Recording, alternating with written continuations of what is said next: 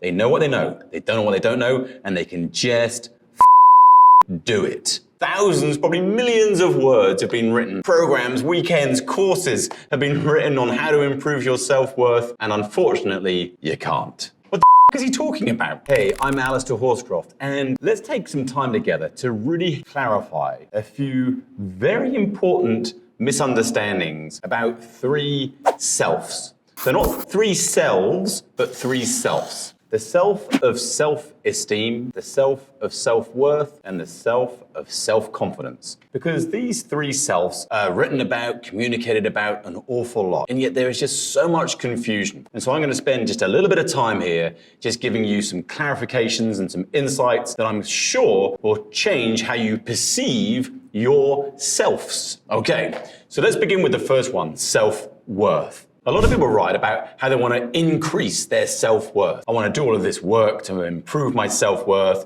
and give myself more self-worth. Well, here is the truth. You cannot increase or improve your self-worth. I know. Who would have thought, hey? Because thousands, probably millions of words have been written. Programs, weekends, courses have been written on how to improve your self-worth, and unfortunately, you can't. So what do I mean, and how can I explain this so you're not scratching your head wondering, what the fuck is he talking about? Well, let's get into it. A distinction we have to clearly make is between self-worth and comparative worth. Now, another way of framing worth is our value, our inherent value. So if someone says, I don't have self-worth, what they're basically saying is I don't have value. But every human being has value whether you like it or not. Even the worst arseholes in the universe have value to you. For example, let's say you're in a relationship and the person you're with is domineering and problematic and abusive. And we would say, does that person have worth or value? Well, of course they do. Because in the hard reality of the world, they are teaching you relationships that you don't want to be in. They are teaching you what you need to do to upgrade so you no longer accept these kinds of behaviors.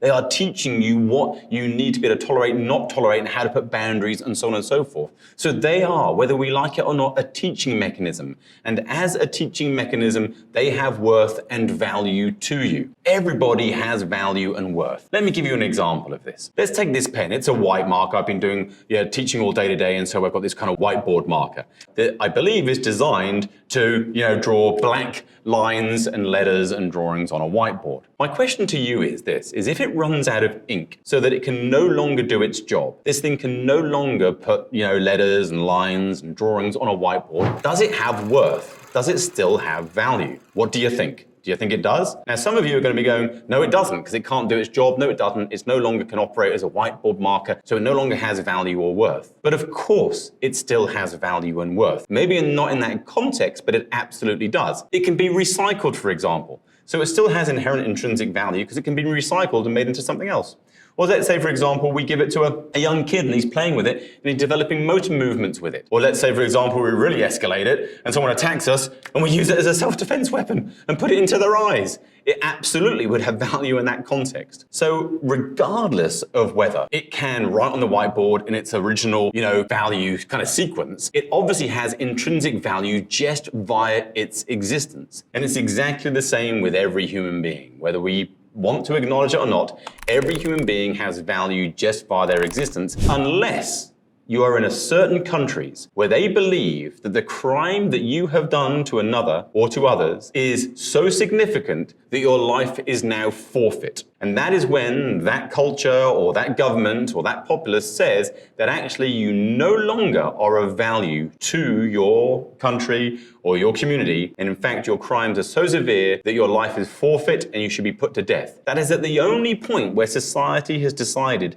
that you no longer have any value or any inherent value as a human being. And there are many countries and things that don't even agree with that. They believe in rehabilitation. They believe that even the worst of people still contribute value in some way. Even if we study, their abhorrent and problematic behaviors, they are of value to society. So the point that I'm making is this, is people make a profound error thinking that our self-worth can increase or decrease. It can't. We all have inherent value as a given. It is just the way that it is. It can't increase or can't decrease. The error that everyone makes is by thinking that what we call their comparative worth is their self-worth. So what is comparative worth? Well, comparative worth is this. I'm pretty good in the area of, philosophy change work, kind of psychological systems and so on and so forth. So if you have got trauma, anxiety, if you want to make more money, do these kind of things, you come to me, I'm pretty good at it. You're going to get a great outcome, okay? Why? Simply time-worn tools. I've been doing this for over 30 years professionally, seen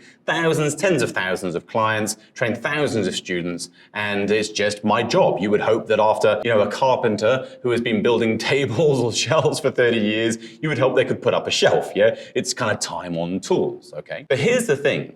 I'm not so great at plumbing, for example. Yeah, it's not really something that I'm particularly good at. I'm really not a very good plumber. So if you had a problem in your plumbing in your house, I would not be the person that you would want to call. But equally with the plumber, if you had a problem with anxiety or depression, they might not be the best person to call. Why? Because we've both got time on tools and we have a comparative value, yes, it is indicative of where our value or skill set or use is in any given situation. So in the situation of leakage or plumbing disorder, this person has greater value. They are more useful than me in that situation. In regards to therapy and coaching, I will most likely be more useful than that person. But you would have to admit that as individuals, that doesn't mean that I've got more worth or value inherently as my friend the plumber. That would be insane. Of course, this individual has more inherent, has exactly the same worth as I do as an intrinsic human being. And so you have to understand that you have worth as a given. You have a right to life. You are made equal in the eyes of the universe. And so therefore you have intrinsic inherent worth. It cannot increase or it cannot decrease. However, your comparative worth, your comparative value absolutely can increase or decrease based upon your capabilities, your skills, your use in any given particular situation. So the trick to self-worth is acknowledging this. It's basically saying to yourself and acknowledging that you have worth as a given. I have worth as a given. I can't increase it or I can't decrease. However, it is obvious that in any particular situation, I can develop my skills, my abilities, and my capabilities to have increasingly improved value in any given context based upon my merit. My merit is my ability to actually have value in any given particular context. So that is the self-worth, comparative worth distinction. So now let's get into the second one. Okay, a big one, self-esteem. Again, everyone talks about self-esteem and how can I improve my self-esteem? Now, self-esteem is something that we can increase and improve. Well, let's break it down. Self and esteem. What is esteem? Esteem is to be held in regard, particularly to be held in high regard. That's what to be esteemed is. To be esteemed is to be held in regard. So the question is how do we get held in regard? Well, let's look at it logically. Let's say, for example, you hold, a professor or a professional or someone you listen to on YouTube in esteem. Why? Well, it's because you value their information. They have value to you. They contribute to your life. They give you information that is useful and knowledgeable. They have earned this esteem through, their studies and years of knowledge and so on and so forth. But equally, we could hold a friend in esteem because they are loyal, they're good, they are respectful to us. We hold this person in esteem because their standards and their values are someone that is worth holding someone in esteem with. But let's imagine that we have another friend. And this friend is, every time we try and befriend them, they're always late, they always kind of like borrow money, they never give it back, they're not really contributing much to our lives, it's a one-way street. It won't be long before we no longer hold them in esteem. Why? Because they're not keeping their agreements with us and they're not doing anything of any particularly useful value to ourselves. So now we've understood and clearly understood what esteem is. So we just now put this into self-esteem. So how do we have self-esteem? Well, we have self-esteem when we acknowledge and see the value of our behaviors, of our contribution. We see the values of holding up to high standards. We hold ourselves in esteem when we're a good person contributing to our family, society, friends. We hold ourselves in high esteem when we keep agreements to ourselves. So let's say, for example, we break it down and let's say, well, I'm gonna go to the gym 5 times a week and I'm gonna put in this amount of effort and I'm gonna do this amount of work. But we only go twice a week and we don't really try very hard. We're breaking the rule of esteem. We're not keeping the agreement with ourselves and we're not keeping to our standards. And so therefore we will not hold ourselves in esteem. We're robbing ourselves of self-esteem. If however we say we're going to go to the gym 3 days a week and we're going to give it our all, and we do go to the gym 3 days a week and keep our agreement, which is keeping ourselves to our standards and what's important, then we will hold ourselves in high esteem and we will continue to develop self-esteem. So that is the trick for developing self-esteem. So now we've covered self-worth and self-esteem. So let's go for the final one now, and this is self-confidence.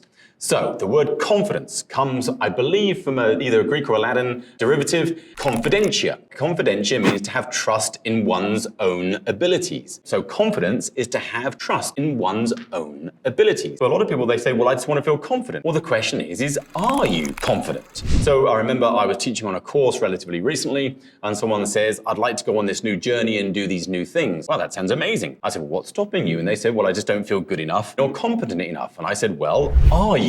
And she laughed and said, no, I don't think I am. And I said, well, it's probably time to get good enough and competent enough then. And then once you've done that, you will indeed feel confidence. Confidence is an interesting thing, and perhaps an easier way of understanding it would be this. We have a triangle, and we call it the 3 C's triangle. And at the base of the triangle, we have 2 interesting words. We have confidence and we have competence. Because a lot of people think they want confidence, but they don't. They want what's at the top of the triangle, which I'm going to mention in a moment. Confidence is just the ability to give something a go. Let's just have enough confidence just to give it a go. Competence is skill development. It's competency development. Can you actually do the thing? Now, what most people want is the thing at the top of the triangle, and that is called congruence. And congruence is the ability to have confidence and competence. And when those 2 things match, we have congruence. And we love being around congruent people. They know what they don't know, they can do it. They can just do it. And when you can just do it, you don't doubt that you don't have confidence or indeed a lack of competence, because the 2 have lined up to create it. When we want to develop the true thing that most people want, the true thing that they want is actually congruent. They want to feel fully aligned, capable, and able. And to do that, we have to give ourselves just enough confidence to begin to develop competence. And as we develop more competence, we develop more confidence. And as we develop more confidence, more competence. More competence, more confidence, and eventually we'll get to a point of feeling congruent. Authentic confidence and authentic competence leads to congruence. But here is one final point on this. What most people think is confidence is not confidence at all. When we see people doing these overcompensatory, peacocky kind of things, like we see the public speaker running up and down the stage going, woo, yeah, yeah, or the people who are kind of like pretending or claiming or acting as if, but they can't deliver. This is an overcompensatory response. This person doesn't have true, natural, authentic confidence or competence, and so there is like a false sense, a persona sense. It is a false confidence that they can display in certain situations. It's like a bravado, and people get mesmerized by people's false selves. But behind the scenes, these people are insecure. They're not really as good. They know they're not quite as good as they pretend that they are. And so we have to watch out people who have these personas, because they're not truly confident and they're not truly competent, because they're not congruent. Someone, like I said, who is congruent, someone who has trust in their own abilities, the true original root of confidence. They know what they know, they don't know what they don't know, and they can just